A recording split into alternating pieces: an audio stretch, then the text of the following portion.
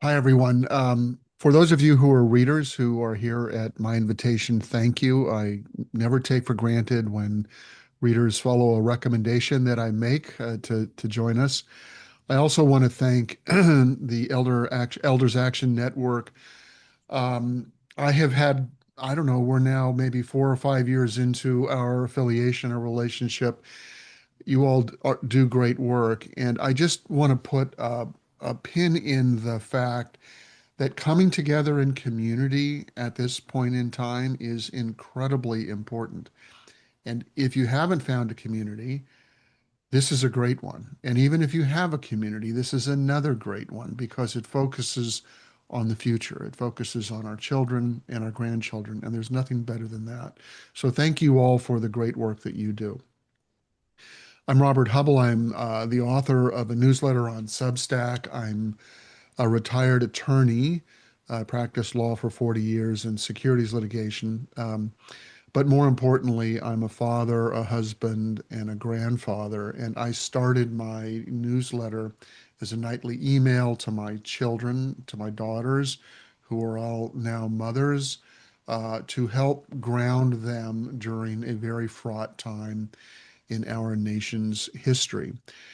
Um, and really, what I want to do, I'll speak for about 10 minutes, but we've all sat through too many overly long Zooms with one person talking. I've adopted the motto that 10 minutes is the new 30 minutes.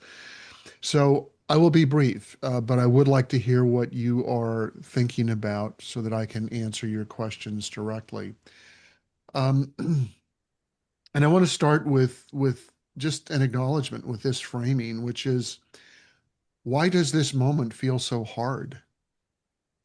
I mean, I think if we're being honest with ourselves, we would say this feels like a more difficult moment in our history, in our lives, than it has felt for a very long time. And I think acknowledging that, acknowledging the reasons for that, can help us think through what the answers are. So I will briefly talk about why I think this is a more difficult moment and then ultimately what your role is in meeting the moment.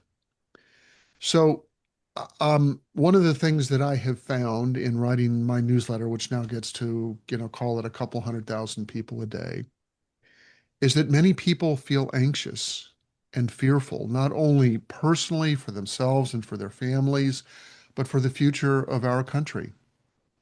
And that's understandable. We are going through a period of political turmoil, which is really unlike anything we have seen in the history of our republic, but also has common threads back to many periods like the Jim Crow era, like the pre-Civil War era, like the Great Depression, like the time during the World Wars.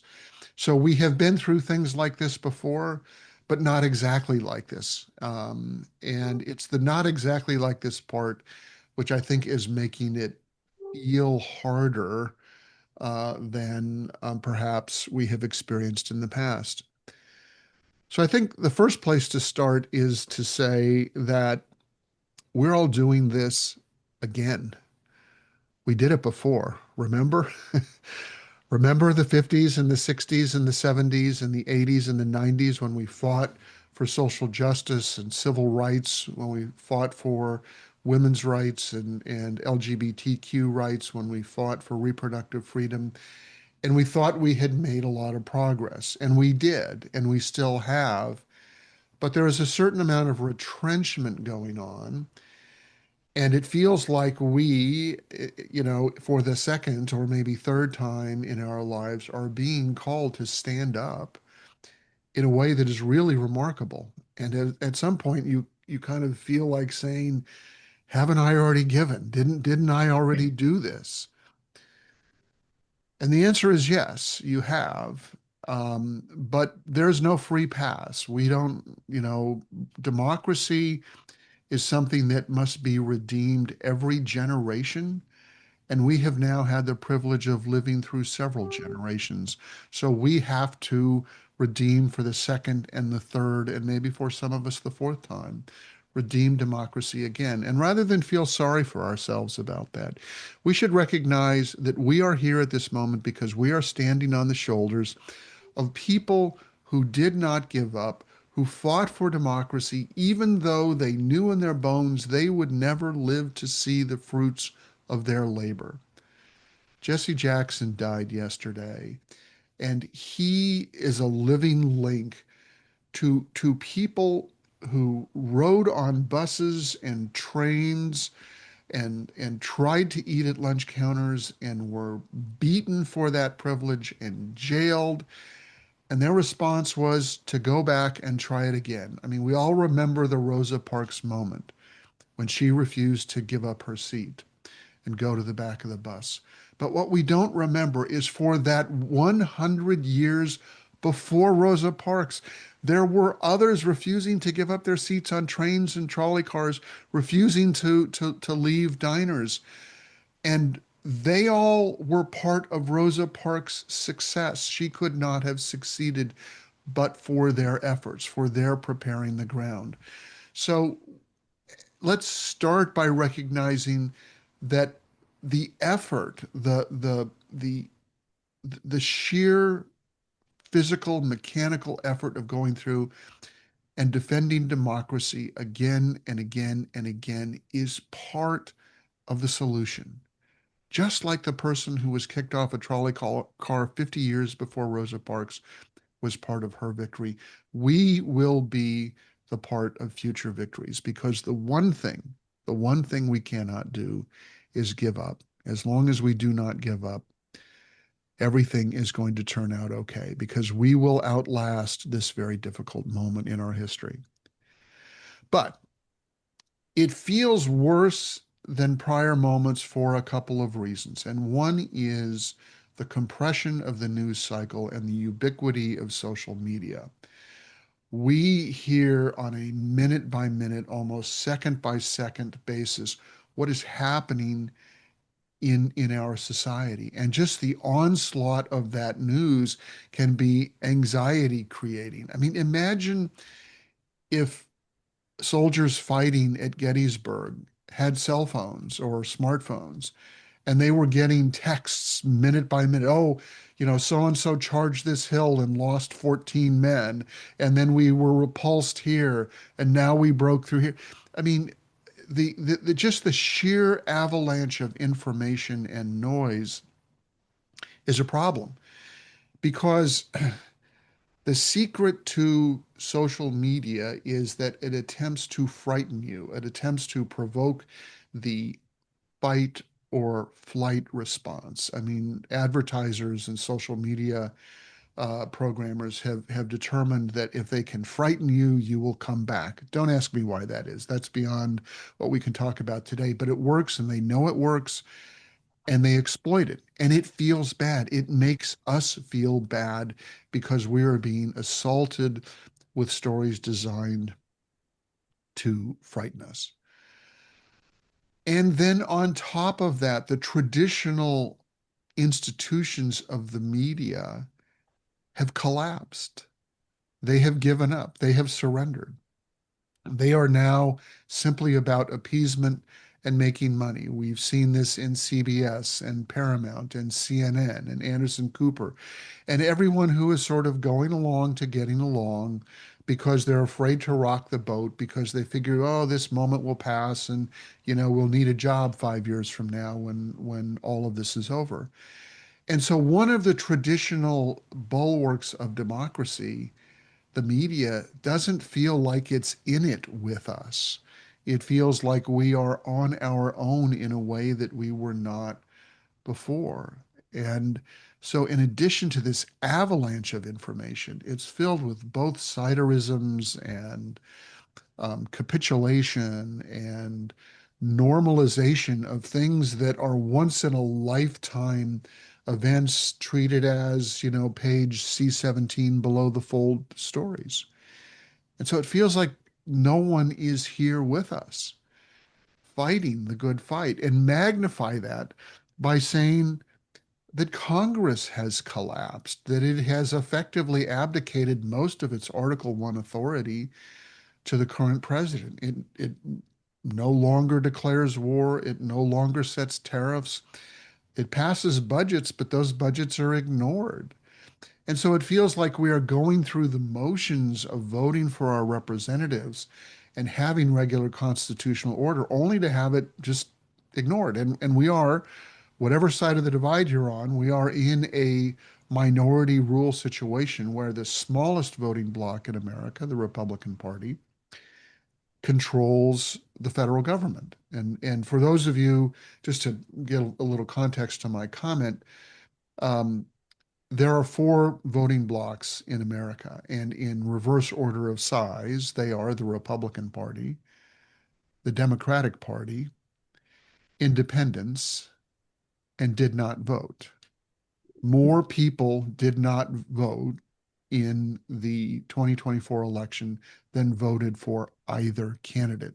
So, in some sense, the people who decided our current administration were the people who did not vote. Now, there are lots of reasons they did not vote. They may be working two jobs. They may be taking care of sick parents. They may be paying for student loans. They may be ill themselves. They may be disillusioned by the process. They may feel ignored. But for whatever the reason, we have to realize that we're in a moment where our policies, our agendas, our government is being controlled by the smallest voting bloc in America. And that feels out of whack. That doesn't feel to us like the way things are supposed to feel. And then we have a Supreme Court that has largely given up its traditional role as the defender of the Constitution. The court itself has adopted a partisan lean in arriving at conclusions in a way that has ignored its longstanding requirement of briefing and consideration and argument. I mean, there were dozens of decisions on this so-called shadow docket where monumental policy decisions were resolved without argument on without briefing, really. And 90% of the time, those decisions have gone the way that the current administration has asked. And that feels bad. It feels unfair when the umpire, the person who's supposed to be calling balls and strikes and protecting our rights and enforcing the Constitution, has adopted a partisan lean. That's enough to make you feel like you're in a Kafka novel and you're screaming, what's wrong here and why won't people acknowledge that this is unfair? And then finally, we have seen the collapse of other leading institutions, universities and law firms. CBS settled a libel or defamation suit by Donald Trump that was specious, that was absolutely going to lose in court. But they paid $16 million, I think, just for the privilege of getting along to going along. But the same thing with universities. I mean, many of you may have graduated from universities that have long-standing commitments to social justice and democracy, only to see them say, yeah, if the cost of us continuing our research grants is rejecting our longstanding commitment to diversity and inclusion, okay, we can do that. And I mean, it was done without even a fight. And many of you labored for decades to win those rights. The right to reproductive freedom was hard fought by many of you on this call. It was abolished after members lied to Congress about their view that Roe v. Wade was a super precedent that wouldn't be overturned, and then it was overturned at the first moment possible. So, enough of the bad news. I just want to say all of that makes this moment feel more fraught and more difficult. We're being frightened. We're in an environment where the normal institutions of democracy have collapsed. And it's enough to make someone say, you know what, I want to look away. Completely understandable. But we shouldn't, because we have lots of reason to be very, very hopeful. I mean, the one thing that happened is that, hi, Crystal, I'm getting feedback and I suspect somebody's off mute. Can you Can you find out who that is and put them on mute? Um, the reason that we should be hopeful is because in this time of great peril, the people have risen up. I mean, how many of us are there on this call tomorrow? This call this morning, 183 of us. In 2015, the notion that you would spend your Wednesday morning on a Zoom call talking about democracy would have been preposterous. But now this is Wednesday, and you'll do it on Thursday and Friday, and then on Saturday you'll go out and protest, and on Sunday you'll go out and protest, and then on Monday you'll make donations, or you will do other sorts of things to raise the alarm, to raise your voices to defend democracy. We have come through a period where every protest from April through now has been the single largest day protest, political protest, in the history of our nation, putting aside the Earth Day protests, which were or were not political protests. There were two protests in April, each of which was the then largest protest in American history. There was the July protest, there was the October protest, and the No King's Day protest, and now there will be a March 18th or 28th protest for the next No King's Day, and it will again be the largest protest in America's history. Something is going on, and it's something good. The people are rising up. We saw an incredible assault on the people of Minneapolis and Minnesota by an armed paramilitary. And do you know what happened? The people stared them down. The people prevailed by standing up on the side of roads with little cell phones and whistles. They stared down the awful might of the federal government when they were being assaulted with tear gas and being shot and beaten and wrongfully detained. And in that lesson is the most powerful thing that we can know about our democracy, is that the legitimacy and the power of the government comes from us. We give it the consent to exist. It draws its legitimacy from us, and we can take it back anytime we want. And we are in the process of doing that. We are winning despite all the noise and all the horrible pictures you're seeing on television and all of the horrible stories. The momentum is with us because we are rising and we will continue to rise. So we are on the right path. The only thing we need to do to prevail is to continue doing what we're doing. Keep showing up on Wednesday mornings with the Elder Action Network or with Indivisible or Swing Left or Postcards to Voters or whatever other group, sister district that you belong to. Be in community with like-minded people who care about democracy. Ignore the fact that the institutions of democracy around you have collapsed and know that you are the answer because you are the answer. You know, just as an example, um, when John Lewis and the Freedom Riders were standing at the foot of the Edmund Pettus Bridge, um, they looked up at the rise at that bridge and they could not see what was on the other side. And there were people telling John Lewis to turn around and go back. And he didn't. What he did is he put one foot in front of the other and he marched into history by the simple act of refusing to quit, the simple act of refusing to be intimidated. And if that is all we do for the next several years, it will be enough. But we can do more. We are doing more. We are changing the narrative arc of democracy as we speak. There will be a turnover in power in the midterms and then again in 2028 because of you. So my message to you is put one foot in front of the other, keep up the good work, do not quit, do not despair. We are winning. God bless you all. Wow, thank you, Robert. Um, I've got a couple of questions that I'd like you to consider. First, how do you yourself keep your equanimity, sense of balance throughout all this?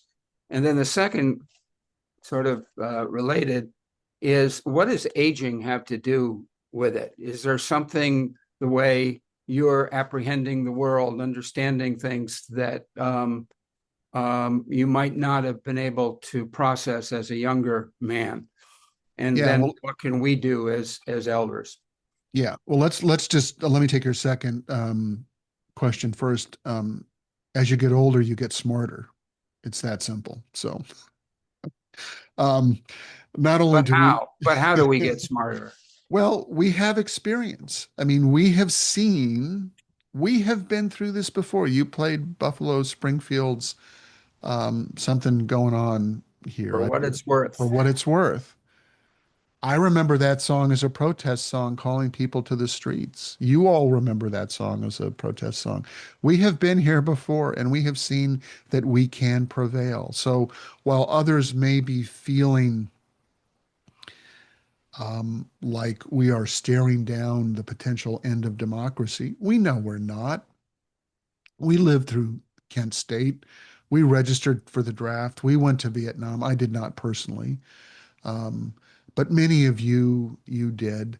There are callers, there are people on this call who were the subject of Jim Crow laws, who were told to get off the bus, or if it wasn't that explicit, who were denied a loan application because of the color of their skin. And yet we have prevailed because we haven't given up, and we've learned the lesson of perspective, which is my answer to your first question, which is how do I personally continue this? The danger of this moment, and it's really insidious because it's a creation of social media, is that social media collapses the entire universe into the last 5 seconds and the next 5 seconds. That's not how time works. We're here for generations. Um, and we have, even at our advanced ages, we have the ability to affect the outcome. And it may not happen today, it may not happen tomorrow, and the fruits of our labors may not even happen during our lifetimes, but that doesn't mean we should give up.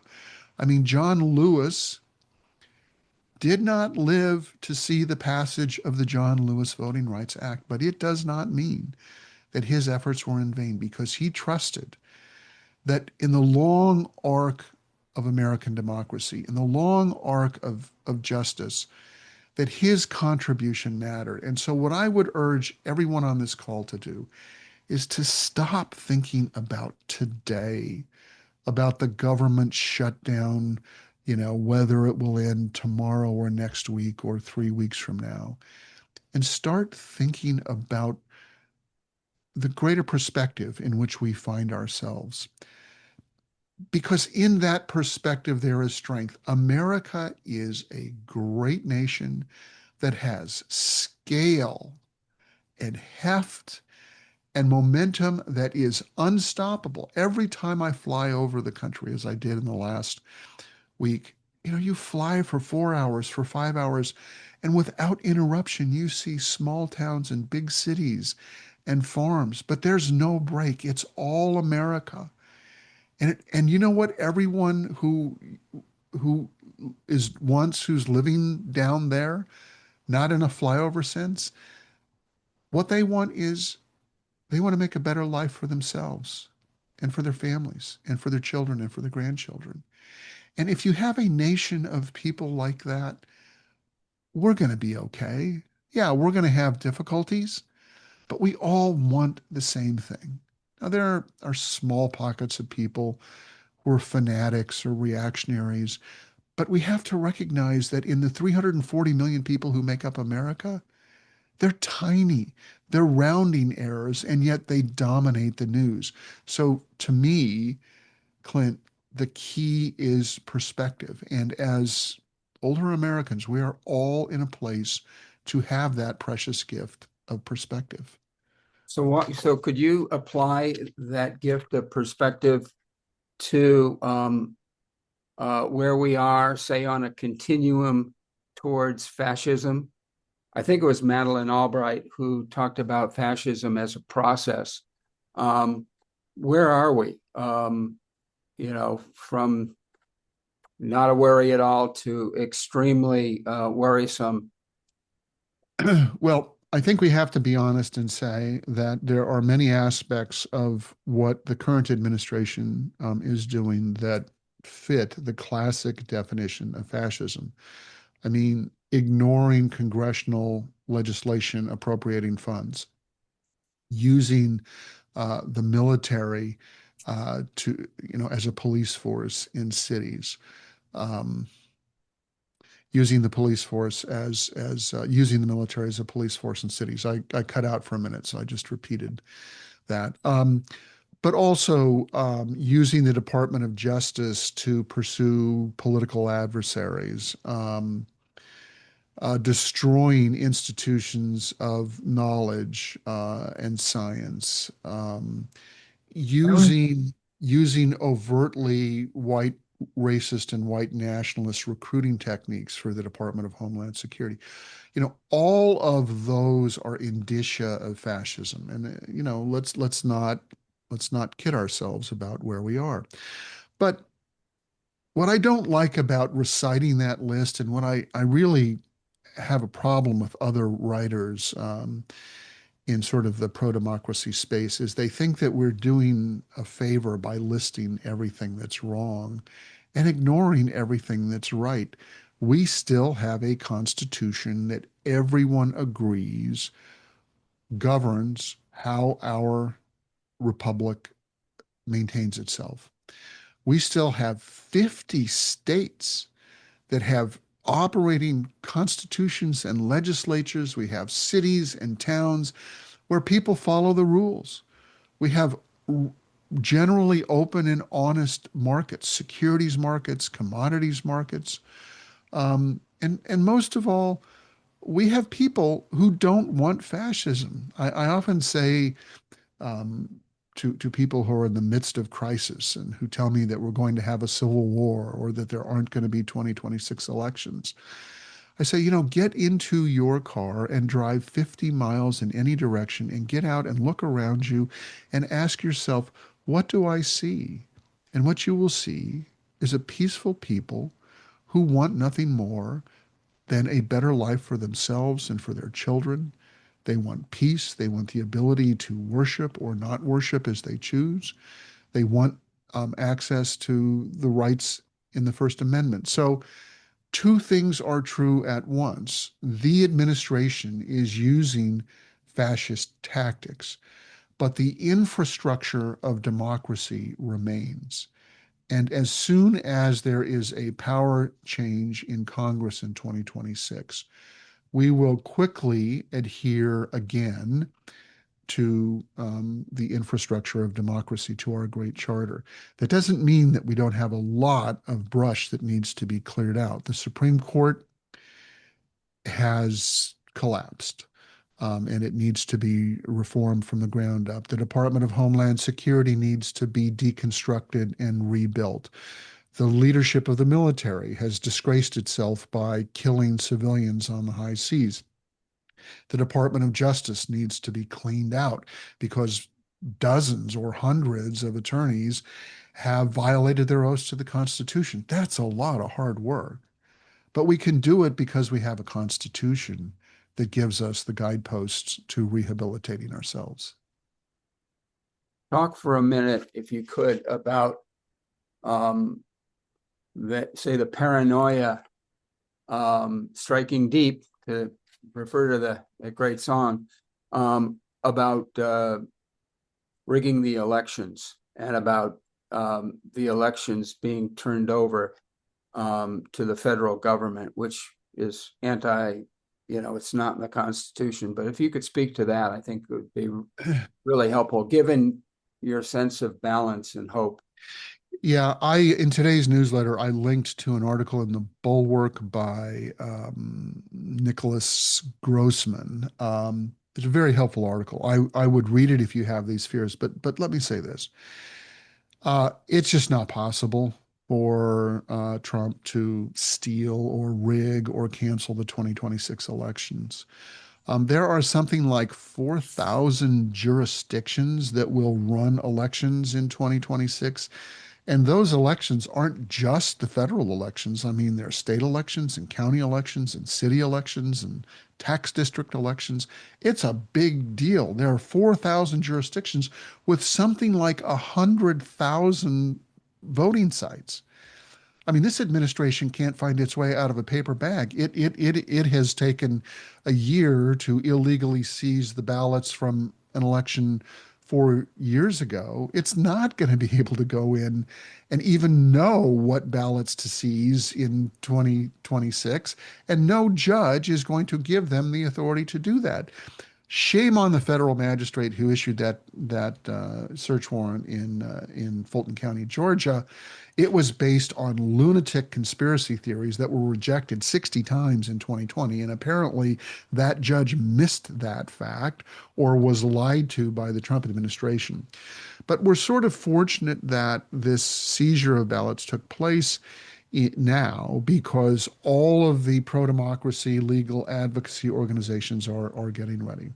So the first part is the scale of the task is just beyond this administration. The truth of the matter is, for all of the drama and the damage real that they are inflicting through ICE, they're taking the same couple of hundred or a couple of thousands of people and moving them from city to city because they don't have the wherewithal and the operational ability to really engage in a mass deportation operation.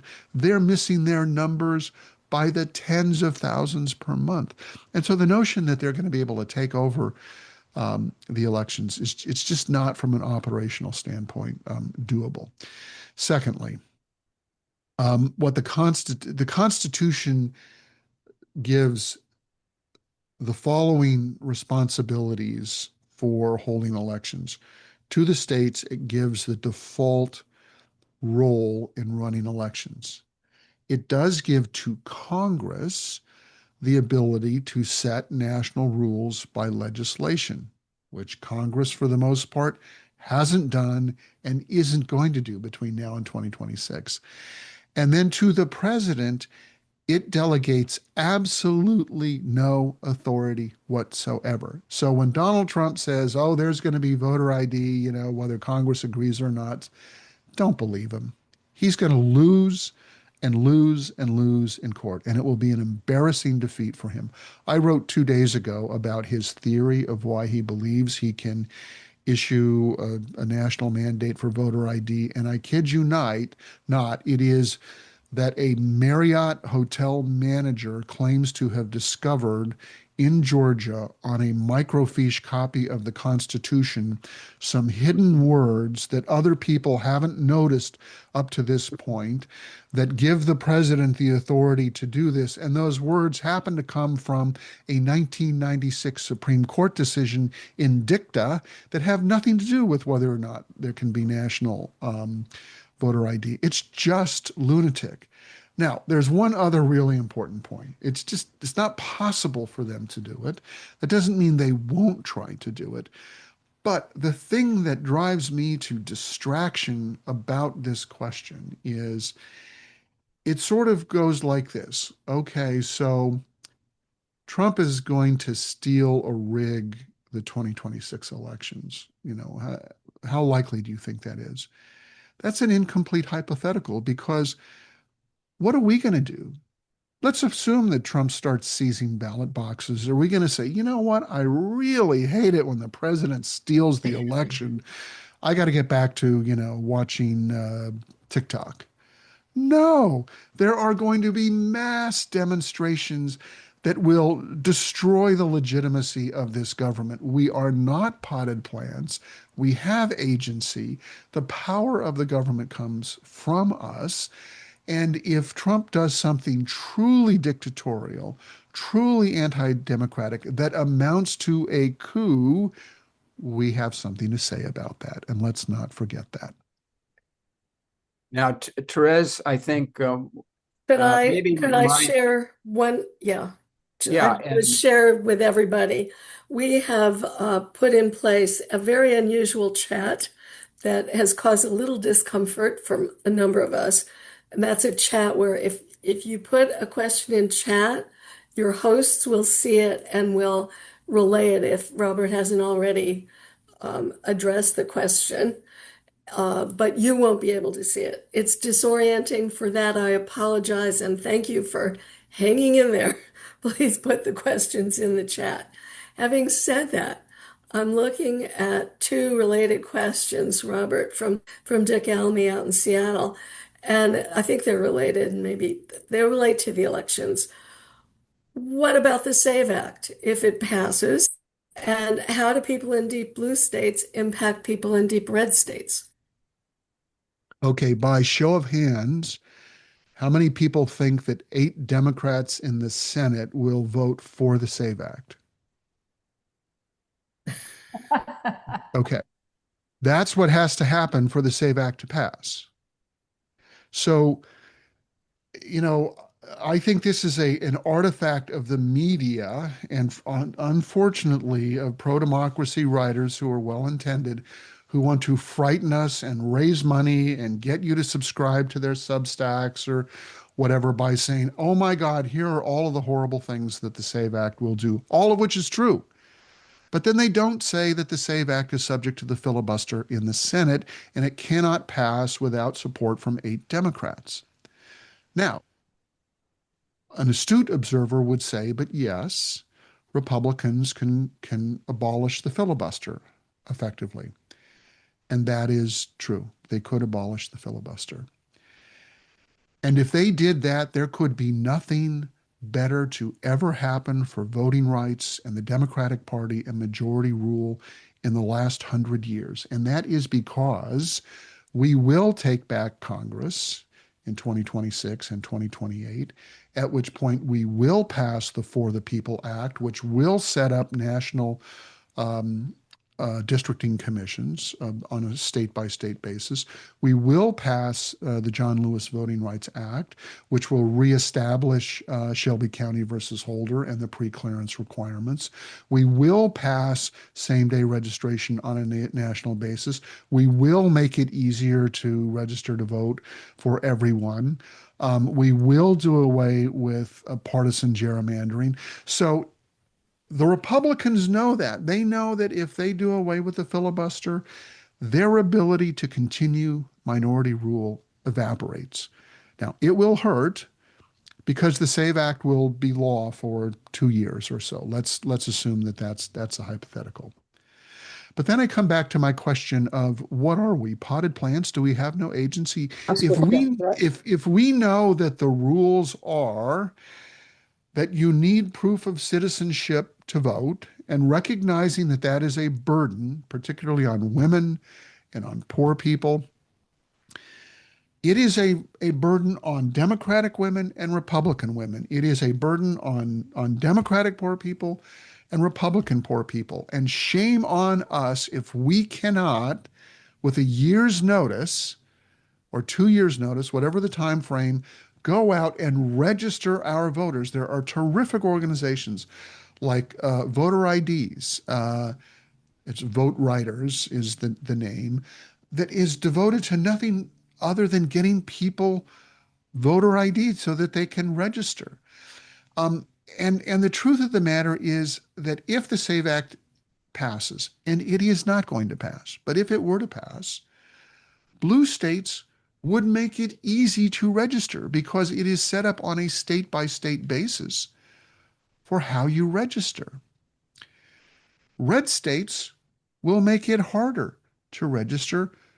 To their great surprise, that will turn out to be a bad thing because many of their voters don't have passports, don't have real IDs.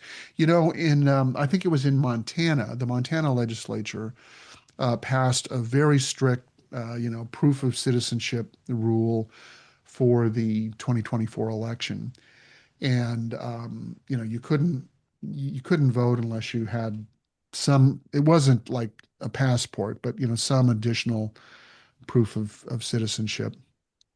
And as they started to move toward the 2024 election, they saw that Republicans weren't registering in the numbers that they expected.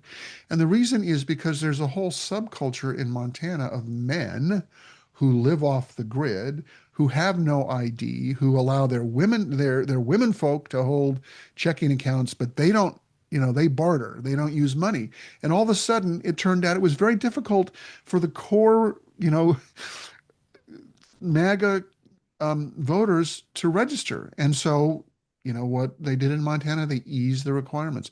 The same thing happened in North Carolina. Recall before the 2024 election, there was this horrible storm that isolated large swaths of Buncombe County. I may have the name wrong, and then there was another county, and people were in isolated pockets. There were no roads, and the election was coming up. And do you know what the Republicans agreed to in North Carolina because of that? Mobile voting booths, vans that would drive around and allow you to take a vote.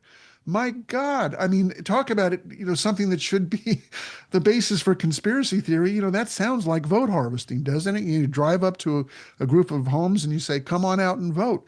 Well, they understood that their voters could not get to the polls because of the horrible storm and the isolation. And then all of a sudden they realized that voter suppression is a blunt instrument that affects both parties. And if it happens, and I don't think it will, we just have to be better at getting our people registered. And I think we can do it because we have been the subject of voter suppression for decades and they have not. So Therese, before you go to the chat box, I have one final question before we turn it over fully. So Robert, what do you worry about?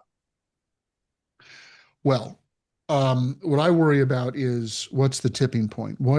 So look, it has been terrific that we have had 5 million or 8 million people out on these No King's Day protests, and that's good. But it's not enough. What we need is 30 million people out every weekend or 50 million people out every weekend.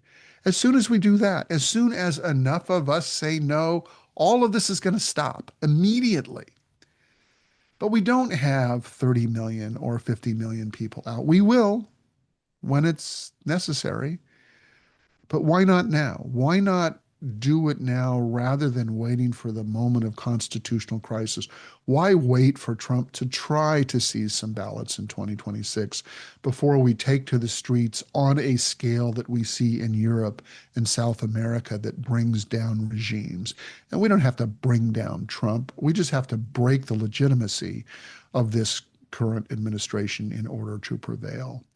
So the only thing that worries me is that for the most part, the resistance is female, God bless you all, older, God bless you all.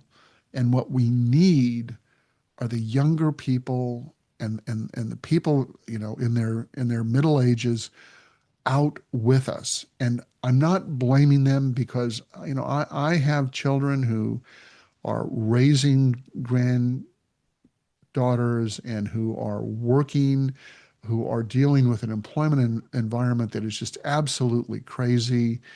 There are others, who are dealing with student loan debt. They just can't take time off, and we can. So, Clint, the thing that I worry about is just when will that tipping point moment come, and what will it take for us to get there? I know it will come, and I know when we get there, we will win. It's just not even a close question, not even close. So I hope it comes sooner rather than later. I hope that the next No King's Day gets 20 million people out on the street. I think that the October No King's Day, October 18th, really took people by surprise. For the first time, the major media began to report on the protests as if it was a bona fide social movement. And you will recall that immediately after the October 18th protests, The November 9th, 2025 off-year elections resulted in sweeping Democratic victories by margins of 15-20% across the board. So we're on the right path. It's going to happen. What keeps me awake at night is just to worry about what it's going to take to get that other 20 or 30 million people out in the streets. Well, one thought is that we need to organize around the concept of a tipping point. That is, what skills, what capabilities do we have? Can we convene the generations? So with the idea that if you're correct that there will be a tipping point or there can be a tipping point, I think it might be wise for us to be thinking in those terms. So thank you. So I'll turn let it me, over now to Therese. can I give just Sure. one closing thought here? It often surprises people to find out that my wife and I are still practicing Catholics, giving our very liberal views. We've been kicked out of several parishes, not to worry. And at one of our last parishes, we had this great Irish priest who gave a terrific sermon that was very, very short. And I'm going to share it with you. And I'll take it out of the religious context in a moment. But his sermon was, preach the gospel at all times, use words only when necessary. And that's where we are. We can't convene or organize our way out of this moment of crisis. We have to preach the gospel of resistance by our example. We have to do it and continue doing it until the people around us take notice. That is why people who are on bridge overpasses, who are standing on roadsides or in town squares or showing up, at town hall meetings of the legislators, they are doing the hard work of democracy. I am hearing again and again from people who are doing standouts by the side of the road that people driving by are stopping, getting out of their cars, and standing with them. That is how you convert people, by example. So, what you are doing here as a group is exactly what you need to continue to do. And if, for whatever reason, because of the weather or your health or whatever circumstance, you can't be the one standing out on the roadside, support those who do. Amplify their work on social media, write letters to the editor, write postcards to voters. There's something you can do, or maybe even just show up on meetings like this. I'm again looking for how many people we have here. We have 168 people. The mere fact that 168 people decided to show up this morning is encouraging to the people who are here. Right. So just show up. So that's my closing. Well, I have a question for you. Yes. I have a personal question, which is, what's this going to look like to get from where we are now to a better place? Is it only through 30 million people in the streets because our young people are desperately alarmed and the paramilitary are coming after us? Is the election we talk about a potential? What do you think? How are we going to get there? So I want this to be a positive comment, but I think we also have to be realistic. The media has collapsed. Yeah. Congress has given away much of its Article 1 power. The Supreme Court is irretrievably broken. Leading institutions have capitulated to Trump. What that means is that the people are the last bulwark. And we shouldn't say that with fear. We should say that with pride and power. And I think that we're fairly far along the road of young people and people in the middle class realizing that they didn't vote for this. And so I have noticed a difference, and I think many of you have as well, a difference in the crowds of people who are showing up to protest.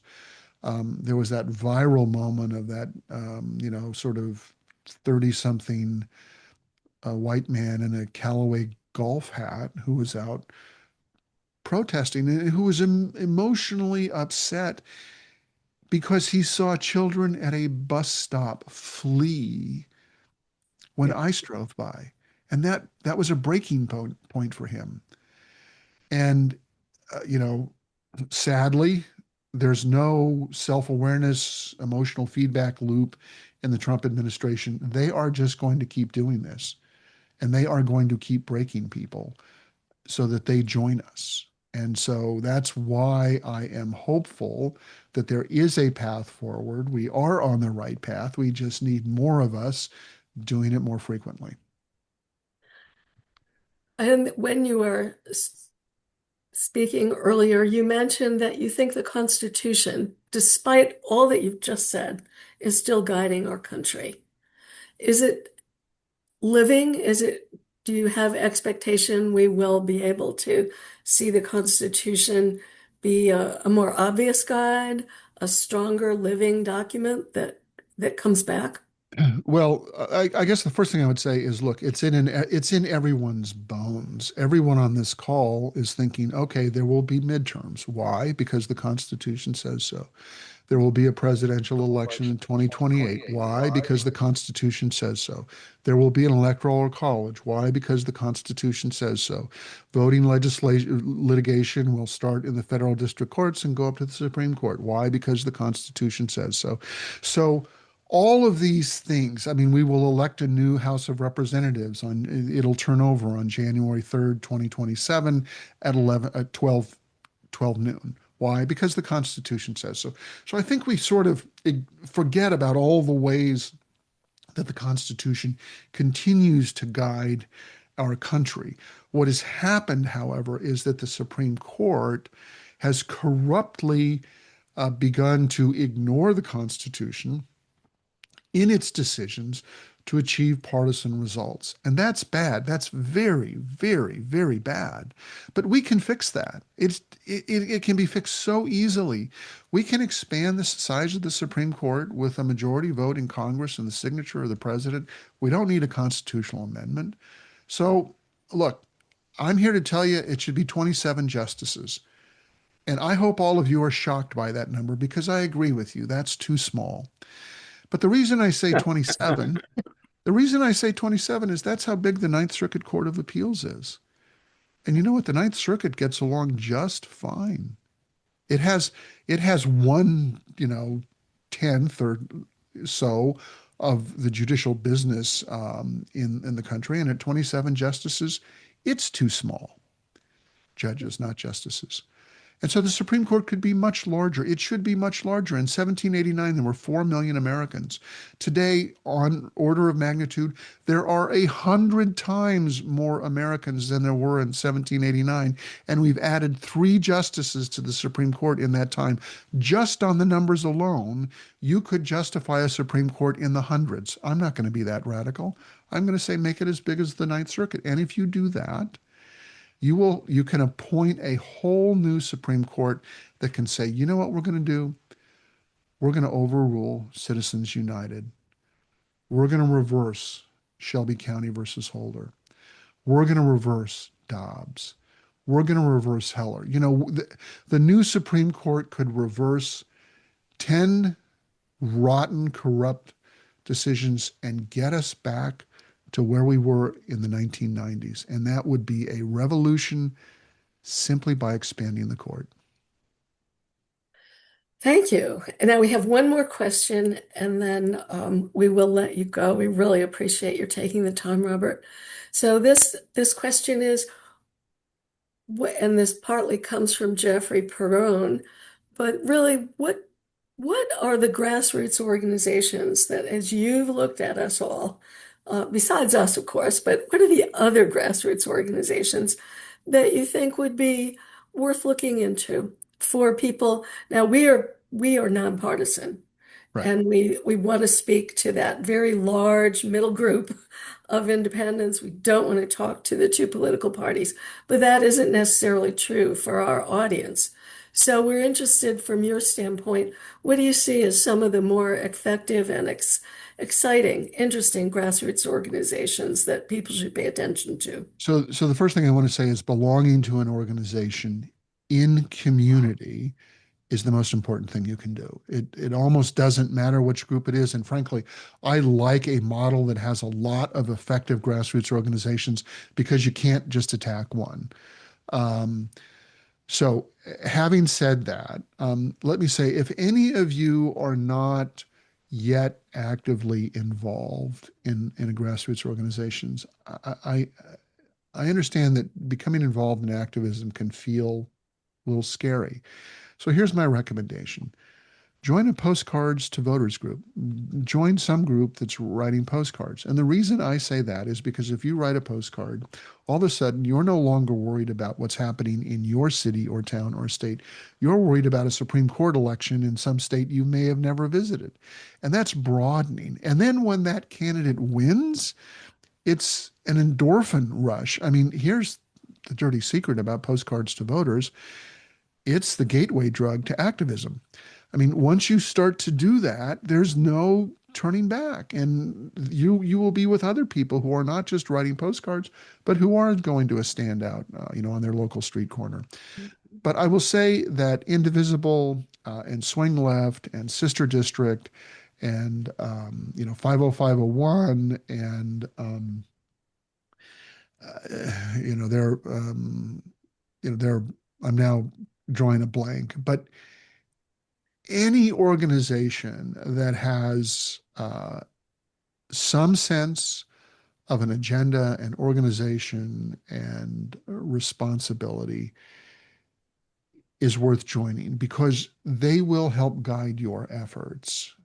And just more importantly, if you do it in community, you will feel better. You won't feel as frightened or anxious, and you will be part of the solution. So um, I think there are also Field Team 6, for example. If you're on the if you have a personality that allows you to walk up to someone in a mall and say, "Are you a Democrat and can I register you to vote?" Field Team 6 is the organization that you want to join. They're overtly partisan. Their motto is "Register Democrats, save the world." But not everybody's cut out for that.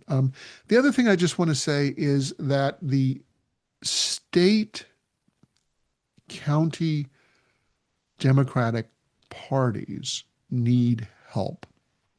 They are the infrastructure that actually runs democracy. They recruit candidates, they put up candidates, and more importantly, they put up candidates at the bottom of the ballot, which is key to getting people to show up to vote for people at the top of the ballot. So don't overlook state or county Democratic parties. So that's my pitch.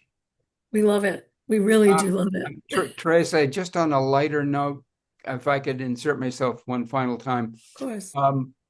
Robert, what's happened to your daily dose of perspective in your column? So It's evolved. you're referring to the fact that I was posting astronomy photos Yes, at the yes. end of and now I'm posting protest photos. The truth of the matter is that those are all my photos. I take those photos from my backyard. There are only so many astronomical objects in the sky that I can photograph, and I have recycled through the several hundred objects that I've photographed a couple of times, and I'm waiting. We've had a long string of cloudy nights and bad weather. I can't put my telescope out, so I can't generate new photos. But this actually gives me a chance to talk about the pro-democracy protest photos. I began I began posting those after I felt that the media was unfairly ignoring the protests that were going on. And I will tell you, I work hard over the newsletters. I mean, I slave over every word, and I think about it, and I go back and forth, and I research, and I fact check, and I try to meet how people are feeling. And as soon as I began posting those pro-democracy protest photos, I got lots of comments said, my favorite part of the newsletter is the photos. So I tried not to take it personally. The same thing happened with the Daily Dose of Perspective. As soon as I began posting those, people, oh, my favorite part of the newsletter is the astronomy photos. It's like, what am I, chopped liver? So whatever gets people through is good for me. I will get back to it, but I've also is not an excuse. My wife and I are retired, but we have five grandchildren, and there have been, there have been some transitions in our family, moving kids from grandchildren from one state to another, and frankly, that's been a very intense process that has taken a lot of our personal time. And we just came back from Tennessee, where we dropped off our daughter, son-in-law, and two of our granddaughters. So, maybe my future has some more astronomy photos in it. I want to thank you so much. Everyone here joins me in thanking you, Robert.